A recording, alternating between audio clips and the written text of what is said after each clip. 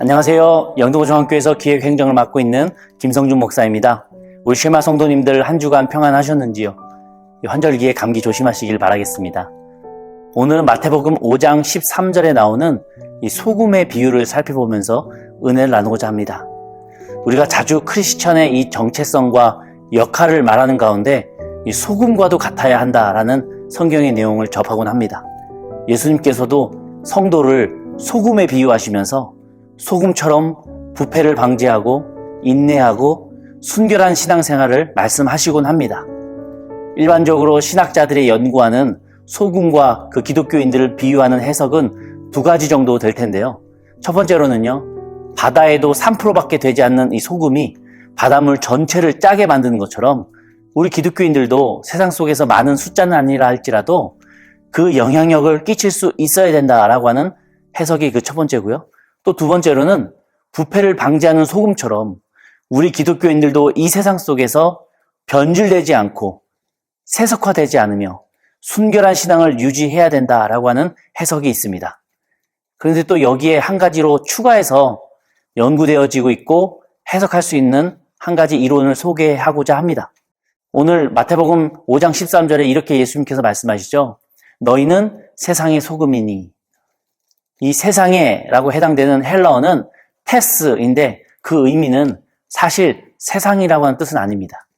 땅 또는 흙이라고 하는 의미입니다. 즉 원어적으로 살펴보자면 너희는 이 땅의 소금이니 또는 이 흙 속의 소금이니 라고 하는 의미가 될 것입니다. 그렇다면 언제 땅이나 흙에 소금이 사용되는가 연구해 볼 때 예수님 당시에 흔히 흙에 사용되는 소금이 실제로 있었다고 합니다. 그게 어디였는가? 바로 화덕 속이었다고 하는 것입니다. 진흙으로 만든 화덕에 소금을 많이 뿌렸다고 해요.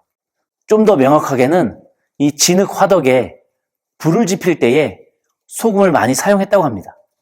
당시의 화덕은 진흙을 이겨서 이렇게 둥글게 만들었고 그 안에 무교본과도 같은 빵을 구웠다고 합니다.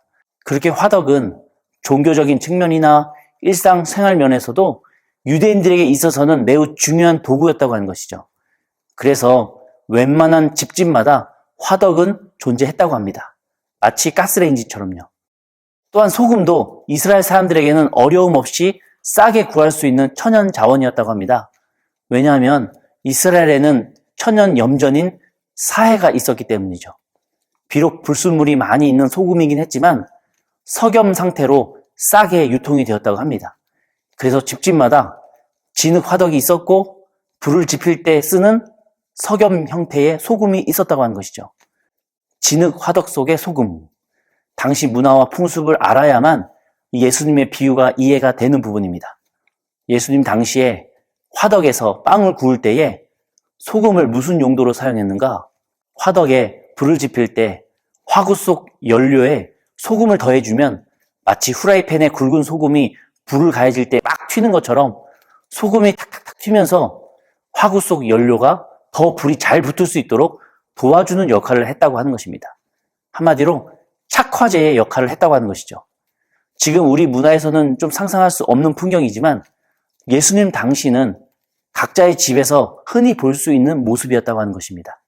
자, 그러니 예수님께서 말씀하신 그리스도인들이 이 세상에서의 소금이다 라고 하는 비유 속의 그 의미는 세상 속에서 부패하지 않고 적은 인원으로도 많은 영향력을 끼칠 수 있어야 된다라고 하는 의미도 맞지만 또한 새롭게 연구되고 있는 우리 그리스도인들이 화구 속의 소금처럼 착화제가 되어서 내가 먼저 복음에 불이 붙어서 하나님 나라를 위해서 불탈 때 주님의 더 큰 불이 일어날 수 있도록 헌신하는 의미가 된다는 것도 우리는 알 수 있어야 합니다.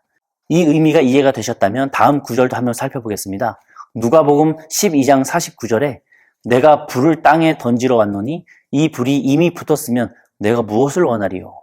이 의미도 우리가 새롭게 이해할 수 있습니다. 내가 불을 진흙 화덕에 붙이러 왔으니 이 불이 소금에 이미 붙었다면 내가 무엇을 더 원하리요? 라고 해석할 수 있다고 하는 것이죠.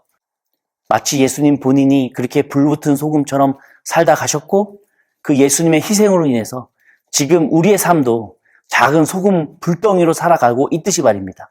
우리 각자는 화덕 속 연료에 불을 붙이기 위해서 착화제가 되는 이 소금처럼 내가 성령의 불로 가득해서 내가 먼저 뜨겁게 불타오를 때 나의 이 작은 불이 훨씬 더 큰 주님의 나라를 위한 불같은 성령의 운동의 시작점이 될 수 있다고 하는 것입니다. 여기서 한 가지 더 응용할 수 있는 부분이 있는데요. 오늘 본문 속에 맛을 잃은 소금이라고 하는 표현이 있습니다. 우리가 보통 생각하면 더 이상 짠맛이 없는 소금이라고 생각할 수 있지만 한 가지 더 추가적인 의미로는 화덕 속에서 이미 자신을 다 불태우고 푸석푸석해져 버린 가루처럼 부서진 소금을 뜻하기도 합니다. 불이 붙지 못하는 상태의 소금이 되어졌을 때 더 이상 화덕 속에 있을 이유가 없죠.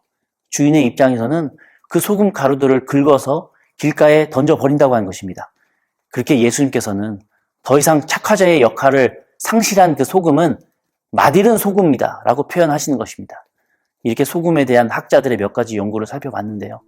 사랑하는 우리 쉐마 성도님들, 우리 자신을 한번 잘 돌아보기를 원합니다.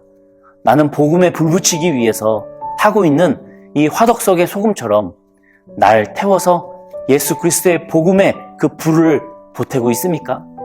그럴 때 나는 짠맛 가득한 소금으로서 역할을 잘 감당하고 있다고 하는 것이죠. 마치 예수님께서도 자신을 그렇게 태워서 복음에 불 붙이시며 자신을 희생했던 말입니다. 반면 나는 맛이른 소금처럼 아예 불을 태우지도 못하거나 아니면 벌써 불이 꺼져버린 푸석푸석해진 소금으로 변해가고 있지는 않습니까? 우리 신앙이 이렇게 불붙은 소금처럼 자신의 역할을 잘 감당해 나갈 때에 예수님의 그 복음에도 더 큰 불이 붙어서 주님께서 일하시고 우리 삶에도 더 뜨거운 기쁨과 더 깊은 의미가 가득하게 되리라 믿습니다.